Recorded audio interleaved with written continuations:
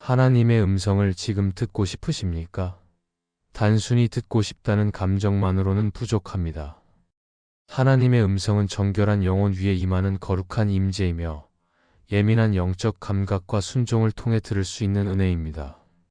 성도님께서 하나님의 뜻을 알고 그분의 인도하심을 따르길 원하신다면 기다림을 멈추고 이 기도부터 시작하셔야 합니다. 하나님은 침묵하시는 분이 아니십니다. 문제는 우리가 듣지 못한다는 사실입니다. 우리의 영혼이 분주하고 마음이 무뎌졌기 때문입니다. 세상의 소음이 너무 커서 하나님의 음성이 우리 귀에 닿지 못하는 것입니다. 이제 그 모든 소음을 멈추고 하나님께 집중하는 기도로 들어가셔야 합니다. 듣지 못하는 신앙은 결국 방향을 잃고 헤매게 됩니다. 하나님의 음성을 들을 수 없다면 아무리 열심히 살아도 그 삶은 하나님의 뜻을 벗어날 수 있습니다. 주님께서 들을 귀 있는 자는 들을지어다 하신 말씀은 단순한 권유가 아닙니다. 이는 하나님의 자녀라면 반드시 들어야 한다는 영적 경고입니다. 먼저 반드시 고요한 시간을 구별하시기 바랍니다. 하나님께서는 아무 장소나 태도에서 말씀하시지 않습니다. 마태복음 6장 6절에서 예수님은 내 골방에 들어가 문을 닫고 은밀한 중에 계신 내 아버지께 기도하라고 하셨습니다. 이 골방은 단순한 물리적 장소가 아니라 영혼의 깊은 곳입니다.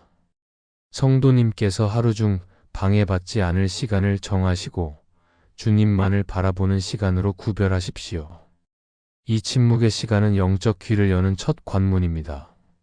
시편 46편 10절은 가만히 있어 내가 하나님 됨을 알지어다라고 말씀하십니다. 이 가만히 있음은 주님의 음성을 듣기 위한 영혼의 자세입니다. 바쁜 일상 가운데에서도 이 시간을 지켜내는 분에게 하나님은 반드시 말씀하십니다. 둘째, 반드시 마음의 정결함을 점검하셔야 합니다. 정결하지 않은 마음으로는 하나님의 음성을 들을 수 없습니다. 시편 24편 34절은 여호와의 산에 오를 자는 손이 깨끗하고 마음이 정결한 자라고 하십니다. 이사야 59장 2절은 너희 죄가 하나님의 얼굴을 가리워 듣지 않으시게 한다고 경고합니다. 그러므로 이렇게 기도하십시오. 성령님, 제 안에 감춰진 어두움을 드러내 주옵소서. 알지 못하는 죄까지도 회개하게 하소서. 회개는 단순한 후회가 아니라 방향의 전환입니다. 하나님께 등을 돌리고 있던 삶을 다시 그분을 향해 걷기 시작하는 결단입니다. 이 결단이 있는 자에게 하나님은 친히 말씀하십니다. 회개는 하나님의 음성을 향한 영적 안테나를 세우는 행위입니다. 그리고 이때 우리는 더 깊은 임재와 말씀의 무게를 느끼게 됩니다. 셋째, 성경 말씀을 붙들고 기도하십시오. 성경은 하나님의 호흡이며 말씀과 함께 드리는 기도는 방향이 분명합니다. 예를 들어 이사야 30장 21절에 이것이 길이니 너희는 이리로 가라는 말씀을 붙들고 주님, 저의 삶이 흔들릴 때 주님의 길을 따르게 하소서라고 기도하십시오. 말씀 없는 기도는 흔들리기 쉽지만 말씀 위에 선 기도는 하나님의 뜻을 따라갑니다. 요한복음 10장 27절에서 내 양은 내 음성을 들으며 나를 따른다고 하셨습니다. 하나님은 오늘도 말씀하십니다. 우리는 그분의 자녀이므로 반드시 들을 수 있습니다. 말씀을 암송하고 묵상하며 기도하실 때 성령께서 그 말씀을 통해 하나님의 뜻을 밝히 드러내실 것입니다. 동일한 구절이 새로운 깨달음으로 다가오고 특정한 말씀을 통해 지금의 상황에 대한 명확한 인도하심을 받게 될 것입니다. 넷째, 하나님의 음성은 즉각적으로 들리지 않을 수 있으며 기다림을 필요로 합니다. 우리는 즉각적인 반응에 익숙해져 있지만 하나님은 침묵 속에서 말씀하시기도 합니다. 사무엘도 처음에는 하나님의 음성을 엘리의 부름으로 착각했지만 말씀하옵소서 주의 종이 듣겠나이다라는 고백 이후에 주님의 말씀을 듣기 시작했습니다. 시편 62편 1절처럼 잠잠히 하나님만 바라며 기다리십시오. 기다림은 하나님의 시간에 나를 맞추는 믿음의 표현입니다. 기다림 속에서 우리의 교만은 무너지고 진정한 순종이 자라납니다. 때로는 그 기다림이 며칠, 몇 주가 될 수도 있습니다. 그러나 그 시간을 견딘 자만이 들을 수 있는 깊은 음성이 있습니다.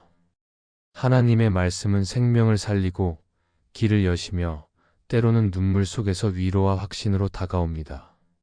성도님의 기다림이 길어진다면 그것은 하나님께서 더 크고 분명한 말씀을 예비하고 계신 신호일 수 있습니다. 다섯째, 들은 음성을 반드시 성경으로 분별하십시오. 오늘날 수많은 사람들이 하나님이 이렇게 말씀하셨다고 주장하지만 하나님의 진짜 음성은 성경과 결코 어긋나지 않습니다. 요한일서 4장 1절은 영을 다 믿지 말고 시험하라고 경고합니다. 또한 그 음성이 성령의 열매를 맺는지 살펴보십시오. 사랑, 희락, 화평, 오래 참음 등 갈라디아서 5장의 열매가 따라오는 음성이라면 그것은 하나님께로부터 온 것입니다. 그러나 조급함, 두려움, 정죄감을 유발하는 음성이라면 분별하셔야 합니다. 하나님은 질서와 평강의 하나님이십니다. 하나님께서 주시는 말씀은 성도님의 영혼을 세우고 생명을 살리며 공동체를 유익하게 합니다. 그 음성이 자기 중심적이지 않고 하나님의 영광을 드러내는지 반드시 살피셔야 합니다. 이제 성도님께서 드리셔야 할 기도가 있습니다. 주 하나님, 지금 제 마음을 조용히 하여 주님의 음성에 집중하게 하소서. 제 안의 소음을 멈추고 오직 주님께 귀 기울이게 하옵소서.